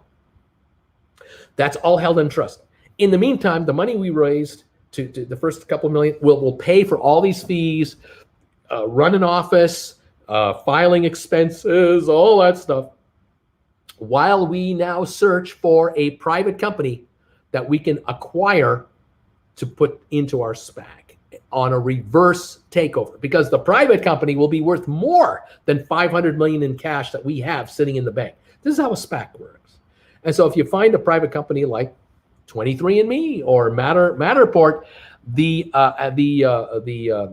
auditors out there and analysts and bankers are saying the enterprise value of this entity is $1.5 billion or $2 billion value or whatever it is, based on their sales and the number of employees they have and the business they're in, and yada, yada, yada, yada. And so this company is going to be merged into this SPAC. And at the end of the day, the guys that own the private company will own the most shares of all the shares outstanding when this thing starts to trade. But to sweeten the pot, the brokers on Wall Street, and it could be the backers of the private company itself. The backers of the private company are saying to the owners of the SPAC, the guys who are running the SPAC, tell you what, you negotiate a merger of this private company into your SPAC, we'll sweeten the pot. We love this private company. We've been dealing with these people for years, decades. We will add 400 million bucks in a secondary offering on top of the deal. You've got 500 million. Here's a private company and 400 million on top of all that. Now there's 900 million cash in the bank for this newly listed private company that's now part of this SPAC. How about that deal? And these guys who created the SPAC are going, oh yeah, baby. We created this company with a couple $1 million of seed money. We convinced brokers to put in 500 million. It's in trust. Now we've got this private company and we got brokers, more investors, pension funds, mutual funds, hedge funds, all wanting in on this deal. And we're now going to announce this to the public. That's exactly what the VGAC is right there. That's how this went down. And who created the SPAC? Richard Branson and his key guys. The Richard Branson connection started the SPAC in the first place. Of course, the private company wants to go into the SPAC run by Richard Branson. Of course, you're going to put Richard on the board of directors. Of course, he's going to be a public spokesperson. Of course. Yes, that's what you want. And the Wall Street guys are going, yeah, we want in on this deal. Yeah, oh yeah. Let's fund these guys with 950 million just to show the street that when this company starts trading, it's not underfunded. It's got a ton of money, and let them go out there and start cutting deals. And if you need a $500 million here, 200 million there, and 700 million here for other deals, just give us a call. We'll help put that together. Yeah. That's what Wall Street guys do. And so the commissions keep coming in, the legal fees keep coming in, the listing fees keep coming in, the brokers are trading the stock on behalf of their clients. It's money, money, money, money, money. And you can get in at 14 odd bucks a share right now. And I'm sitting here going, what is the risk? I don't think you're putting a lot on the table here. And all I'm saying is buy it with some cash and put it away. And if you've got 500 shares or 300 shares or 800 shares, or way to go. And if you make 5 times your money, 10 times your money, you make double your money, you make half your money, you make something, anything, whatever level makes you happy, I'm happy. But I think if you stick around a while, you're going to see a lot of stuff happening here. A lot of stuff happening here. These companies don't go public to get quiet. They go public to get noisy and busy, and they start using this new thing called stock shares as currency to do more deals and get even bigger. So watch out. Okay, thank you everybody for these comments and your questions. I appreciate it. And like I say, we're having fun here. I hope you're having fun. 920 of you have joined me today on your day off, my day off. Again, I will not be here tomorrow or Wednesday or Thursday live. I have matters to look after. Going to be driving all day tomorrow to Calgary. Going to be doing stuff in Calgary on Wednesday and driving all day Thursday, coming back here. I'll be back on the air Friday for the first time live after this show. I will attempt to load up a video or two or three if I can on this channel about what's happening in the marketplace, just give you maybe a recap, but I won't be able to join you live. You'll have to kind of hang around until Friday. Hope you don't forget about me, and we'll do that then, okay? Thank you for those of you who are giving me thumbs ups today. We now have, how many thumbs ups have we got of the show here? Live with Bruce. Where are we? There we are right now. 402 thumbs ups. Thank you, everybody. 402 thumbs ups have come in so far. Please keep them coming. Every thumbs up is another little notch in the promotional thing by YouTube. YouTube sees thumbs ups and they go, there's engagement here between creator and viewer. Let's promote this channel. Let's promote this show. Let's promote this guy. Let more YouTubers in on what he's talking about. What's he talking about? He's talking about GameStop. He's talking about SPACs. He's talking about the market, what's going on in the marketplace. He's answering people's questions about how to be more in tune with what's happening in the market. And he's doing it in plain English. Isn't that a good thing? I think it's a good thing. Knowledge is power, and I think you deserve to have it. And so, yes, please help me and help yourselves by throwing some thumbs ups our way, and we'll have more followers figuring out what's really going on out there. And hey, the more followers that know the stories that we're following, the better. Catherine, thank you. Super sticker, thank you for the super sticker, Catherine. Appreciate it very much. Every donation makes a difference. MG, thank you. Thank you. Did he talk about Coinbase? No, he didn't. He didn't talk about Coinbase. Sorry. Let's see. Bruce, is a TDS a premier value stock? I feel the downside is a 3-4% dividend, and the upside is they get purchased by Charter or something. Am I ignorant? TDS. I don't even know what TDS is. I don't know who they are. I don't know what they do. I don't know a lot of these different stocks. There's a million out there, of course. Telephone and data systems. Okay, I've seen this one before. It's a very conservatively run entity. They're worth $2.3 billion. They're not that big of a company as far as market cap goes. There are 100 million shares outstanding, 100 million free floating. Nothing shorted, really, a couple million short, nothing there to worry about. So it sounds like a pretty conservative, stable outfit. I don't know how that's going to make Churchill an exciting stock. I don't get it. If you're acquiring a company that you're merging in, why would you merge in a public company? That makes no sense either. So Churchill buying another public company makes no sense at all. It's got to be a private company, I think. Anyway, a good day from New Orleans. Hey, Jenny, thank you. President's Day, that's right. Let me know where you're watching me from. Where are you guys located? I think you're around the world. I appreciate those comments from wherever you are. Bruce, any comments on wheat stocks? No, they dropped considerably. I mean, I'll give you a comment. Avoid the wheat stocks. Just don't go after the wheat stocks. Too much uncertainty. No federal licensing in the USA at this point. And even then, the hype might be so stupid, you might be the last guy into the party and you're going to regret it. Sean, hi, Bruce. Robinhood only allows 3 day trades a week. I read that it's unlawful according to SEC. Is that true? How do people day trade? If you want to day trade, get in, get out, get in, get out.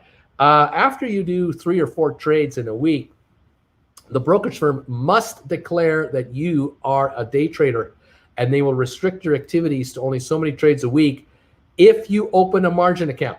If you open a cash account, you can buy and sell all you want in a cash account. If you're operating in a margin account, you might be designated a day trader. And at that point, to continue on with that kind of activity, you're going to have a minimum of $25,000 of cash or equivalent securities in your account at all times to allow you to continue to do it. Because the SEC is basically saying, if you've got that kind of cash in a margin account, you are theoretically wise enough to be allowed to do this. If you have less than $25,000, you are possibly a small investor who's just throwing darts at a board hoping to hit something that wins.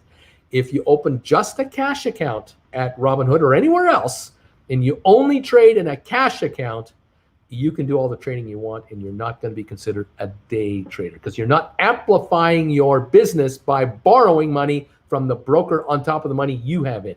You're trading your money, you're okay. Trade your money. So that's the answer there, Sean, to avoid that, okay? Any opinion on German battery manufacturer Varta?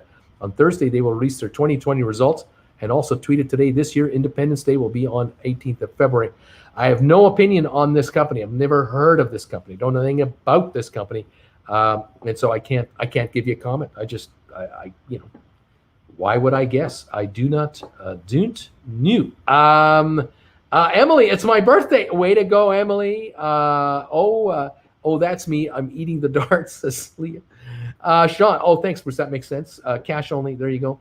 Merrill Lynch won't let you do it either. That's right. Just open cash accounts. Just trade in cash accounts only, kids.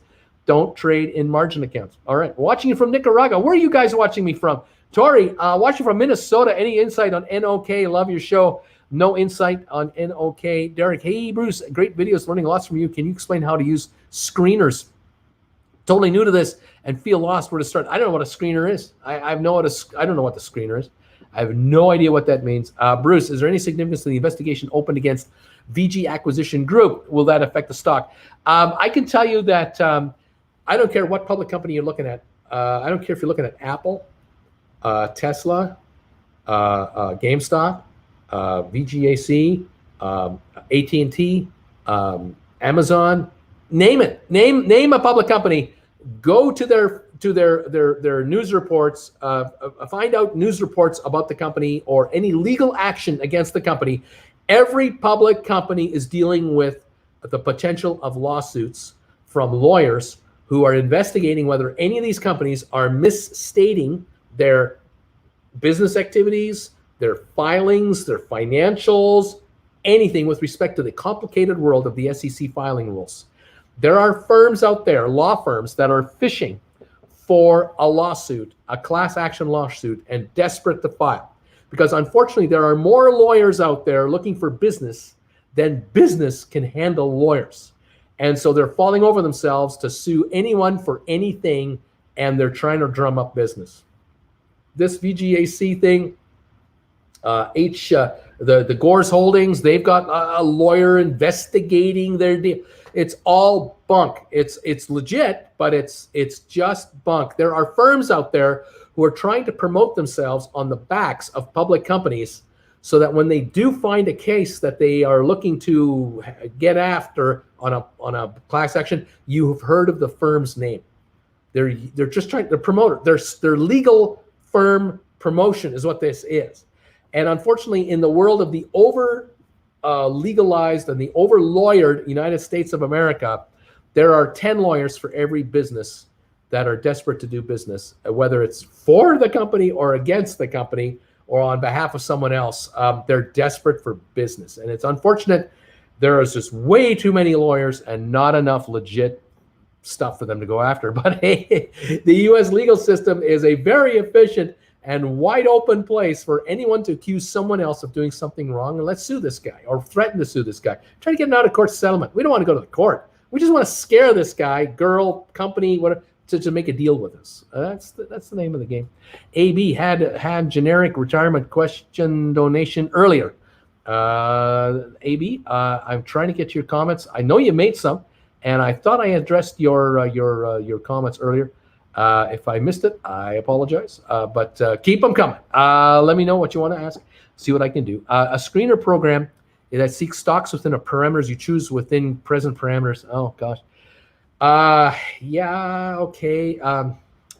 Again, it's this computerized world in which we live. I don't know if you can find the parameters you want. You might be able to use something like that for like price parameters, PE multiple, like price earnings parameters, the high and low of the year parameters, short sale parameter, overbought, oversold statistics parameters. You know what? It's all about the people that run the entity. It's down to that. It's basic investigation of who is behind this deal and in what way.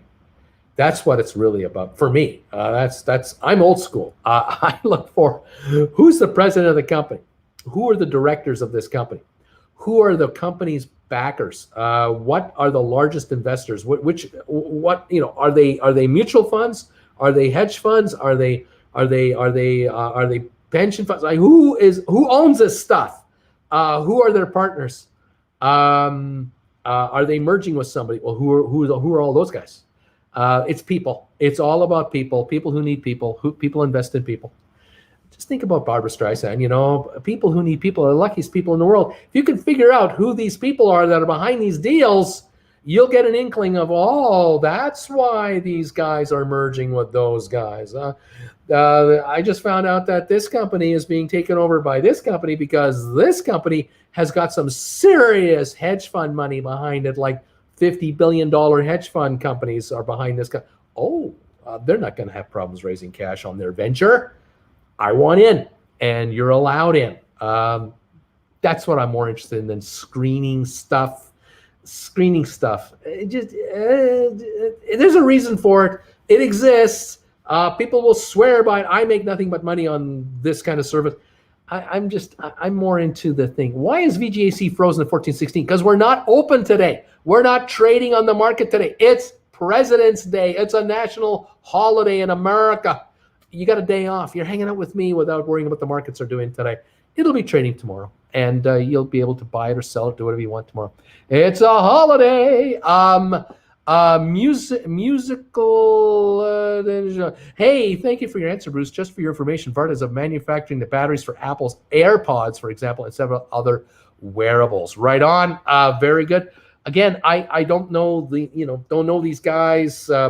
I understand what that product is. Great. It doesn't mean that they're a moneymaker.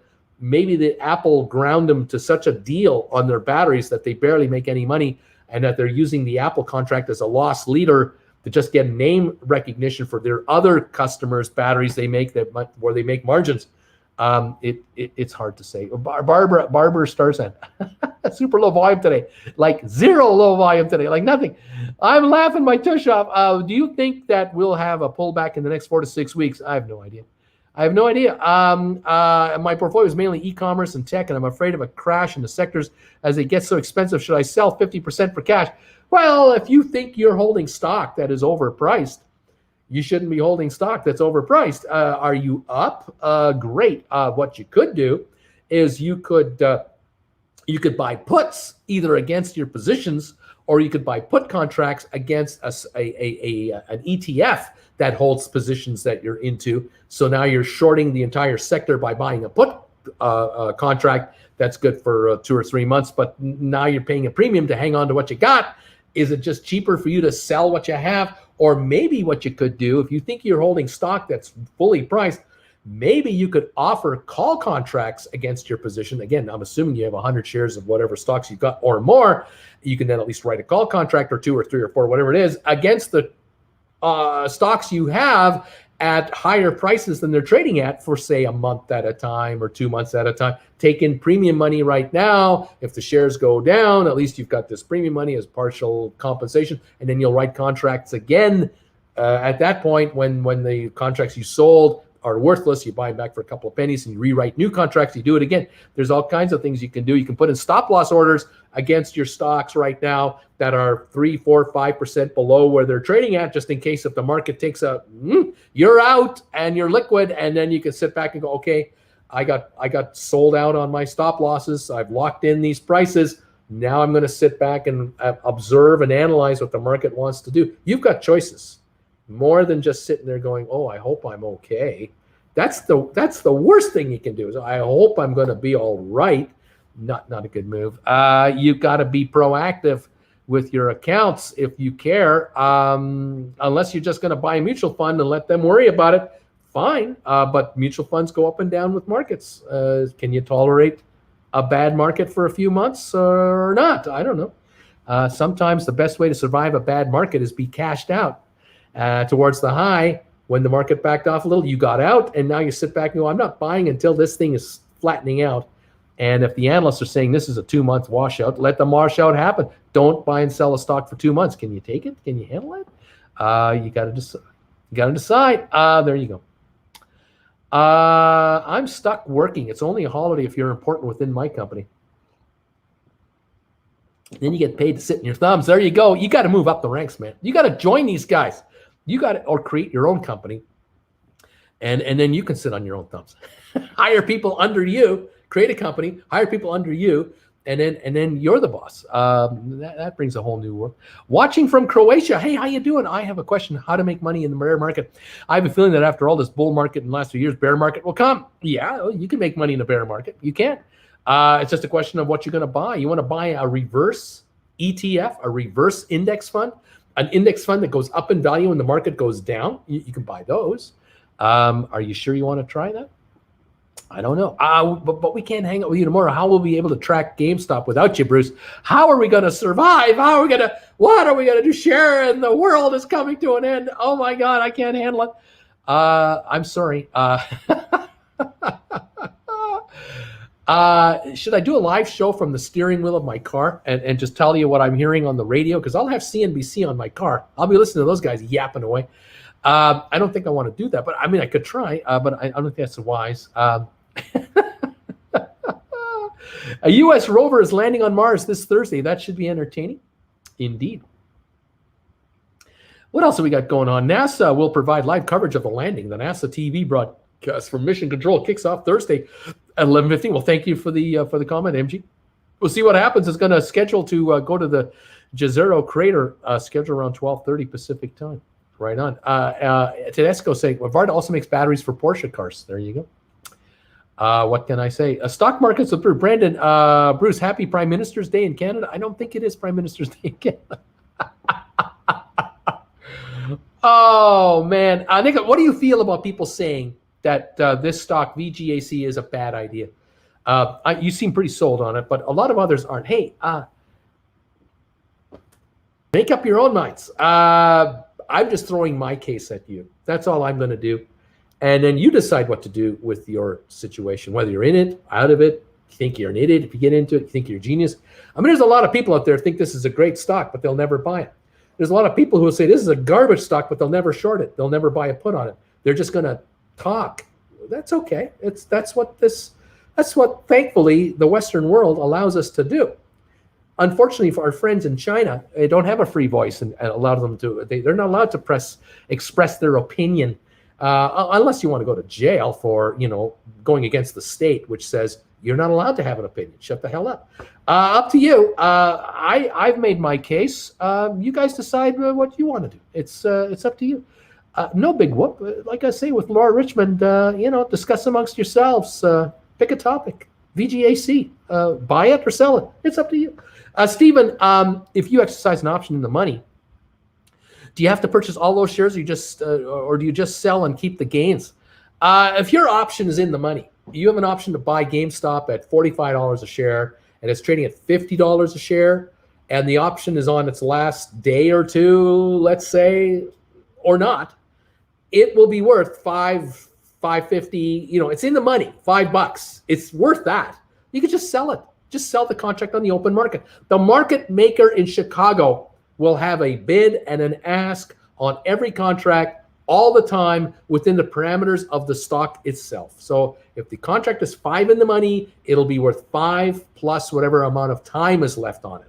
If it's got 3 hours of time left on it, it might be worth $5.05. If it's got 3 days of time left on it, it might be worth $5 plus $1. It might be worth $6. Might be worth $6.50. If it's got a week of time left on it, it might be worth $5 plus $3, $8.50 a contract.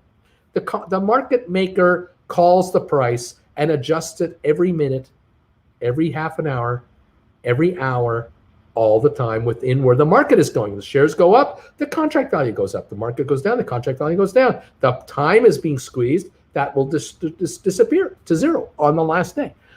Just sell the contract and thank you very much. You bought it at $2, you sold it at $5. You bought it at $8, you sold it at $15. You bought it at $8, you sell it at $2.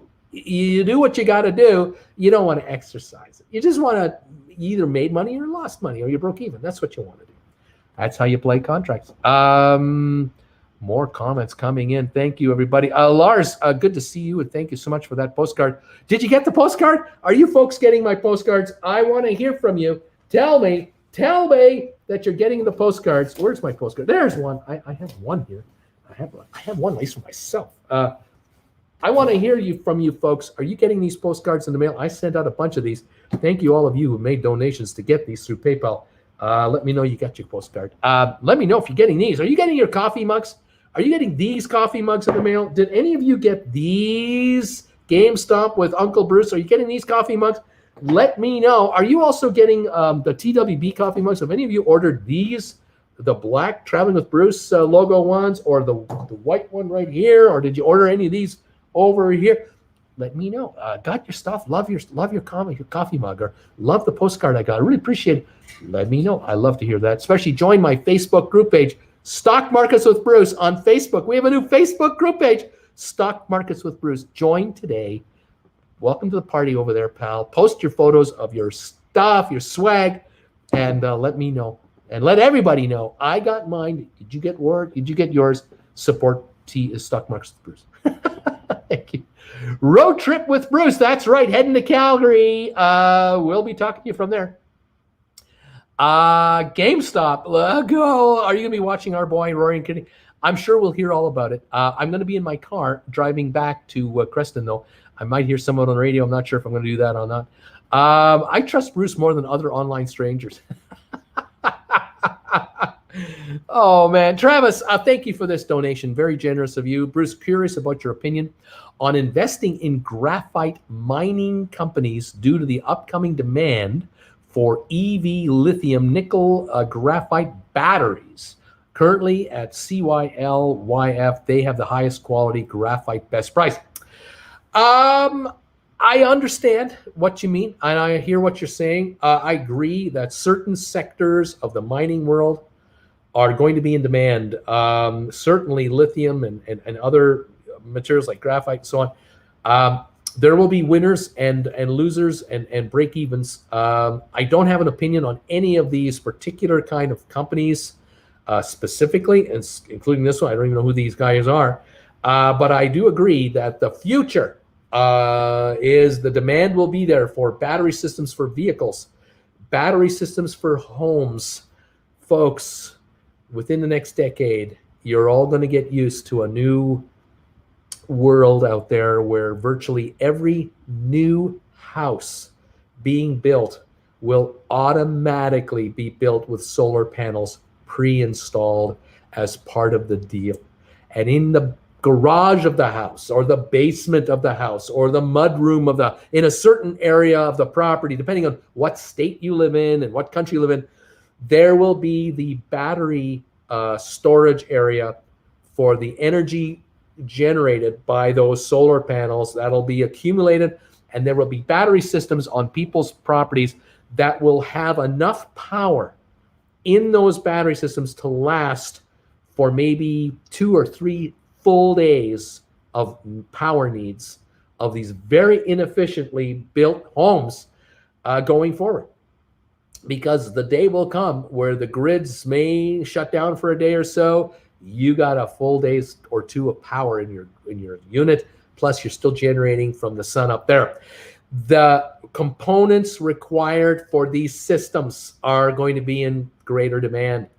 I expect not only every new house being built, any new building being built in an industrial warehouse, like a new bunch of warehouses, they will have solar systems on their roofs. They will have battery power containment systems on property. They will share excess power to the grid. They will draw, they will deliver, and they will have storage on site. This is going to be a new normal, and existing homes that can be converted most efficiently will be the ones to convert and have this system coming in. You have seen nothing yet, nothing with regard to what solar is all about. Solar farms are going to become very commonplace. You will see farmers who will have so many acres of land, and some of the acreage is useless for crops. Can't use, but it's perfect to install solar systems to absorb the sun's energy for free and transfer the power to battery systems, storage systems for the farm and or for the grid as a whole. And that will take pressure off the grid to keep expanding and producing more electricity. We will get more and more of our electricity from our own sources. And don't be surprised if in the next 10 years, a community will be built, a neighborhood will be built by, so-and-so builders in wherever, and it's 1,000 homes, 2,000 houses, whatever it is. All the houses and the neighborhood will be a solar farm with their centralized storage unit for power. And they're feeding power out to the grid from there during the height of production. And they've got enough storage for the entire neighborhood for a week. And this is going to be the new normal. And you're going to find homes that'll be listed by the realtor. And you're going to want to know, I want to buy a house. I want to retire in, somewhere near Phoenix now. Somewhere near Tucson, somewhere near Miami, I want to retire where it's nice and warm. I want to buy a house that is part of its own grid, because I don't want to be paying the power prices that Warren Buffett's charging me for the power companies that he owns. I want to have my own power. I want to be myself. Can I get in a community that has a community thing where the homeowners association fees are very, very low because I'm part of a producing grid of power? The power we sell keeps our home ownership costs lower, our taxes lower, because we're making money from our system than this community. Now, that means the house you're buying is more expensive than the house over there that doesn't have solar or any kind of a connection. This is the new normal. Get ready. It's coming. We haven't even started yet. And the requirements of cabling, battery storage, graphite, all these materials will be substantial. There's a future coming, kids. It's definitely coming. All right.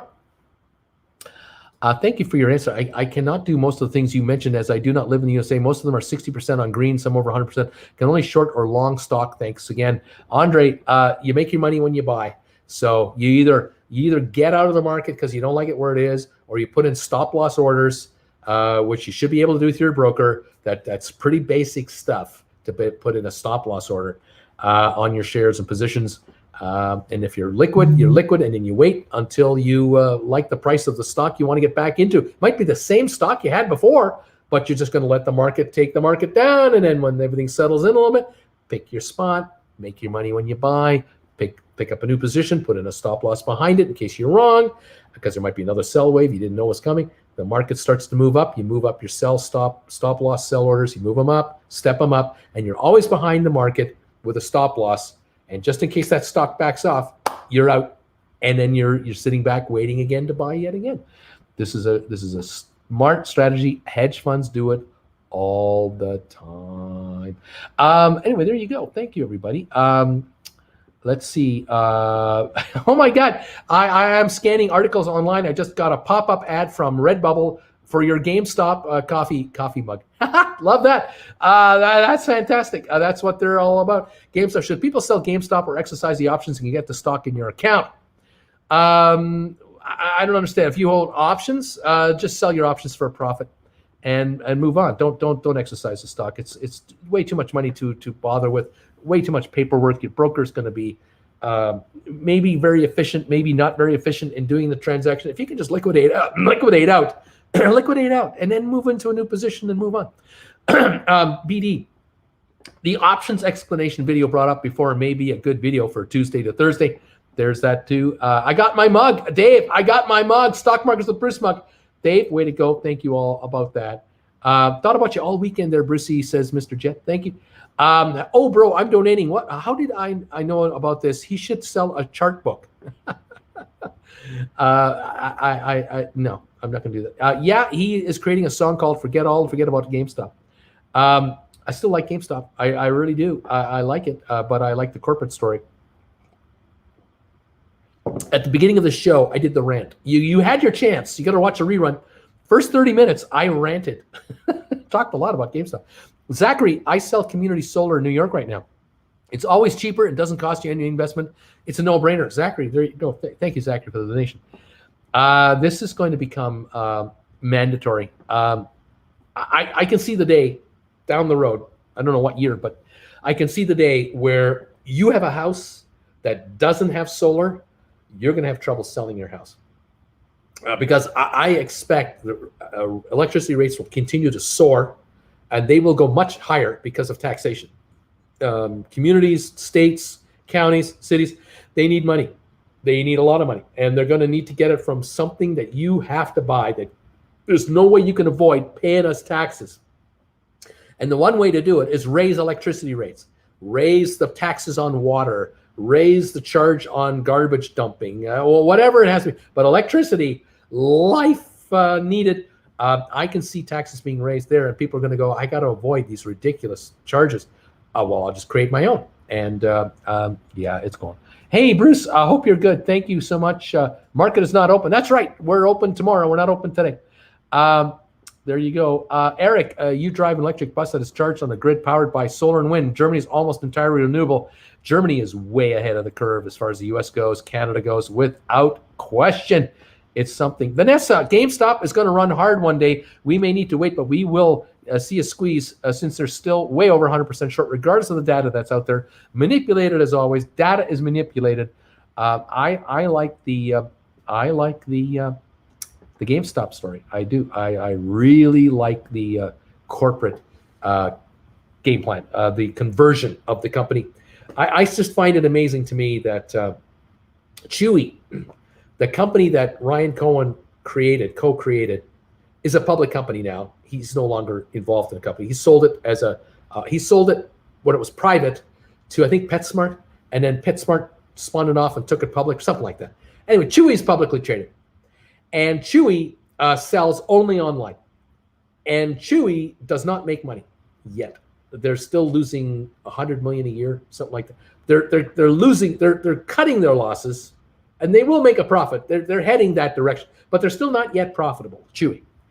The stock is about 45 to 50. The company is 45 to 50 billion dollars valued. The market cap value. You take all the stock of Chewy multiplied by the stock price of Chewy, and you've got a 45 to 50 billion dollar market cap company. All right, Chewy. I think they have twice as many shares outstanding. Not quite twice as many shares outstanding as GameStop, but irrelevant. 45 to 50 billion dollar value for Chewy. All right. GameStop has over 5,000 stores, and they're closing a bunch of them every month, every quarter, and they will eventually offload stores from different countries to separate operators. They will take the cash from these stores, and they will not operate 5,000 locations. They might be down to 500 to 1,000 locations in the next 3 to 5 years. And my guess is the GameStop stores will be like Apple stores. They'll be big. There might be one in Houston or two, one or two in Dallas, one or two in Atlanta, one or two in Miami. New York, there might be 4, 8 million people. So for every 2 million people, there's a store, or 1 million people, there's a store. But there'll be far fewer stores, and there'll be just larger centers. 85% of the business that GameStop is going to be generating down the road, online sales. That's where they're going. And they will be completely different online than they are now and have been in the past. Completely different. They will be like as friendly a place for gamers as Chewy is for pet owners now. That's the plan. And that's where they're going. And they will get there. But they're into it now. It's happening now, and it will convert over. If they were to trade at the same valuation that Chewy trades at relative to the sales they have, the earnings or losses or profits or whatever, then my opinion is that GameStop could also trade at $40 billion in value, cap value, which is what Chewy is trading. Chewy's $119 a share on Friday. Where was it? Let me just take a look at my computer or my phone here. Do I even have it on here? I think I have it here, but I know I have it here. I know I have it here. Recently viewed tickers. I'll let those load up. Chewy is trading at, where are we here? Here we go. $118.69. $118.98 on the aftermarket. And there are 93 million in existence. There's 70 million GameStop. There are free floating 77 million. There's 50 million on GameStop. And they're $49 billion market cap. That's the market cap of Chewy right now, and they do not make money. If GameStop were to be a $40 billion market cap company, we're talking $600 a share for GameStop. It's just numbers. It's just trying to compare it to all. I think I got that. If I got that, am I really right on that? Because right now GameStop is $3.5 billion at $50 a share. GameStop is a $3.5 billion company at $50 a share. To be worth 10 times as much, it's a $500 stock. Yeah, I'm right. So if the company is perceived by the Wall Street analysts as a online retailer of gaming systems and games and services and everything else they do with their club and their points program and their crypto Bitcoin currency stuff they're getting into with their customers, they're going to allow customers to buy and sell stuff on their site with Bitcoin. They're going there. They're absolutely going there, like Tesla has done already. And they have multiple public sites. They have their website to buy and sell merchandise. They have their website for gamers to be involved in the new games coming out. They have their digital sale website to allow you to buy games online. All this kind of stuff. There'll be all kinds of partnerships and cross promotions. Esports will be coming. There could be wagering on esports through DraftKings type companies. All kinds of layers of online involvement that GameStop will be involved with. But if the Wall Street analysts just only say, well, we got to kind of compare GameStop to the Chewy's of the world and to the Amazons of the world and to the other online seller companies. We can't compare them to Dick's Sporting Goods anymore, because that's what they're doing right now. They're being compared to Dick's Sporting Goods. You walk into the Dick's Sporting Goods store and you buy a fishing pole and off you go. They're not giving GameStop the online seal of approval yet. But when they do, they'll have to revalue the company to reflect what other online e-commerce companies trade at. That's what I'm trying to tell you.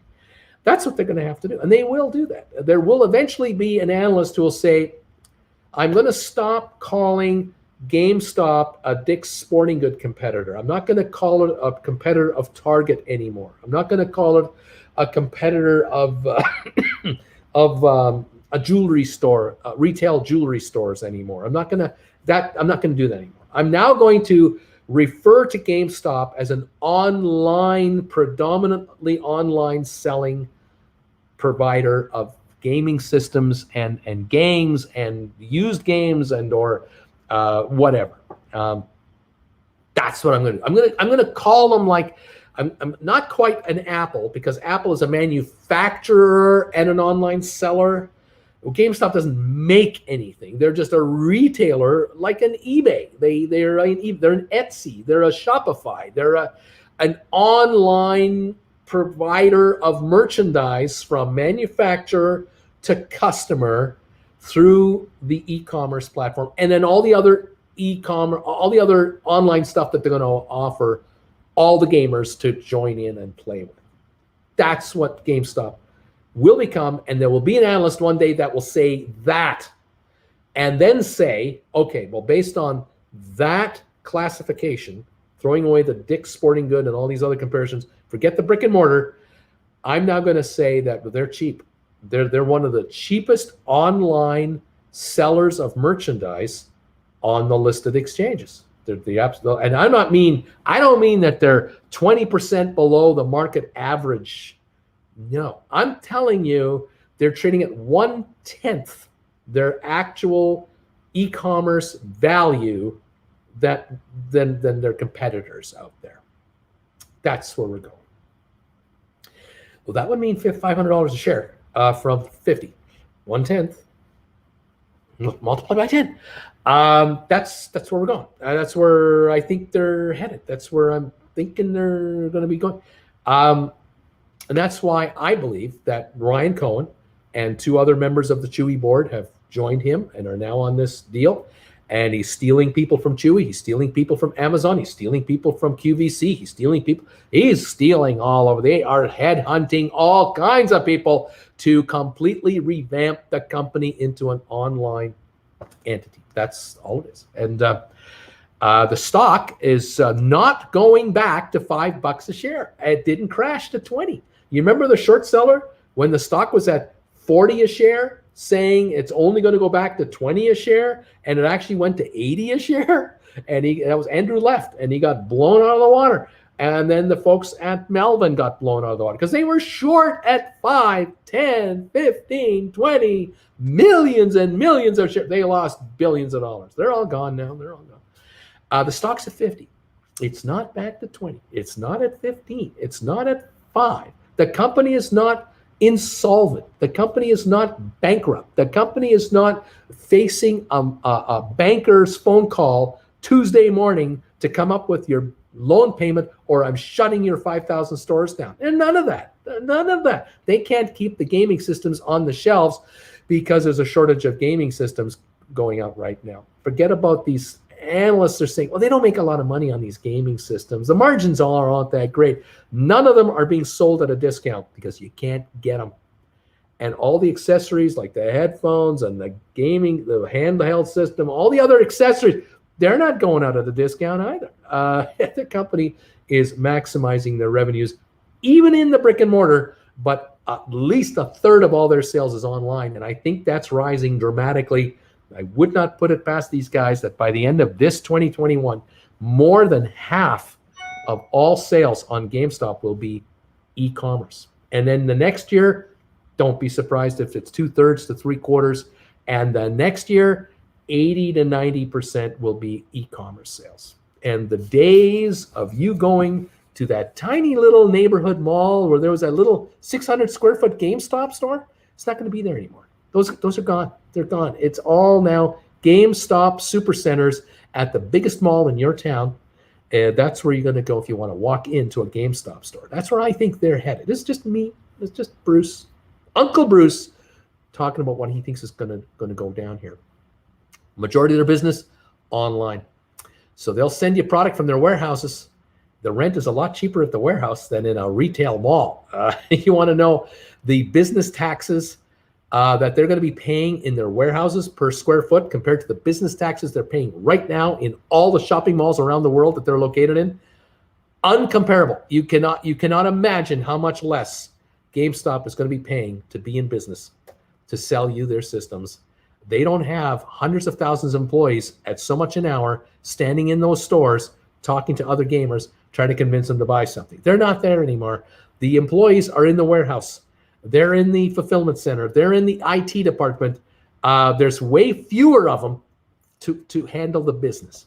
So if they want to do 5 billion, 8 billion, 10 billion in sales in a business that is growing by a huge leap every year, this gaming business is not stagnant. Do not be fooled by any articles that are telling you the gaming business is dropping. The gaming business is growing big time.